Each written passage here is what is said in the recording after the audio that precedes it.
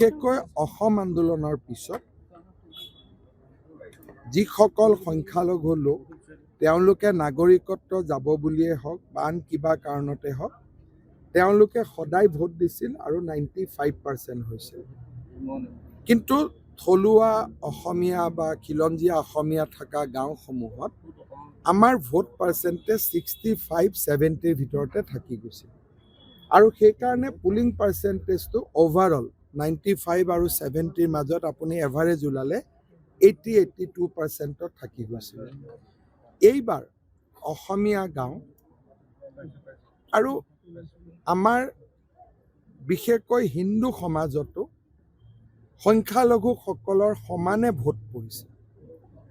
গোলকগঞ্জৰ দৰে চিটত হিন্দু পুলিং বুথতো 95%, মুছলমান পুলিং বুথতো 95%।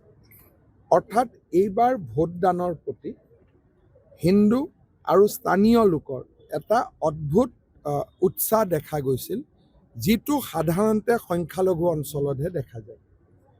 আৰু ইয়ে ইলেকশ্যনৰ ৰিজাল্ট কি হ'ব তাৰো এটা ইংগিত দিয়ে, কিন্তু তাৰ লগে লগে ই গণতন্ত্ৰৰ বাবেও এটা অতি আনন্দৰ বিষয় যে যি অসমীয়া মানুহে ভোট দিব নগৈছিল এতিয়া অসমীয়া মানুহে হিল্লল ভাঙি এইবাৰ ভোট দিব আহিছে।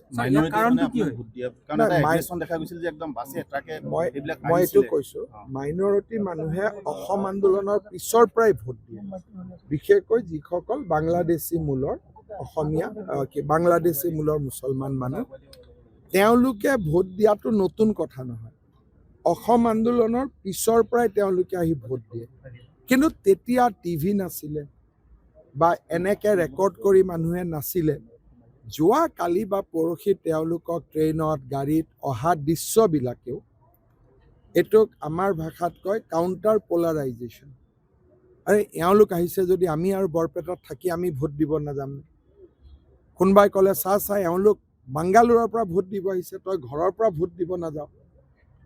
ইও এটা মোৰ মতেদি এটা ক্ৰিয়া হ'লে প্ৰতিক্ৰিয়াৰ সৃষ্টি হয়।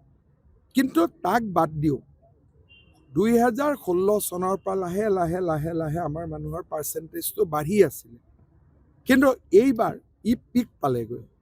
বহুত জেগাত মোক আজি কেইবাজনো বিধায়কে বা কেণ্ডিডেটে কৈছে কিছুমান চেণ্টাৰ অসমীয়া মানুহৰ চেণ্টাৰ 94-95% পুলিং হয়। জালুকবাৰীত আগতেও হয় অসমীয়া মানুহৰ চেণ্টাৰ 95-96%, কিন্তু এইবাৰ বহুত গাঁও সমষ্টিত হৈছে।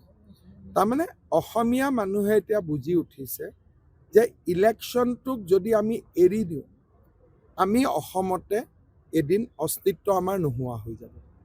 আমি যোৱা 5 বছৰ যি কেম্পেইন কৰি আছিলোঁ যে অসমীয়া মানুহো আগ্ৰাসী হ'ব লাগিব, এই নিৰ্বাচনত অসমীয়া মানুহেও নিজৰ আগ্ৰাসী মনোভাৱটো দেখুৱালে। এই ভোটদানৰ হাৰ ইমান বৃদ্ধি পোৱাৰ পিছত আপোনাৰ কি লাগিছে? ইয়াত আৰু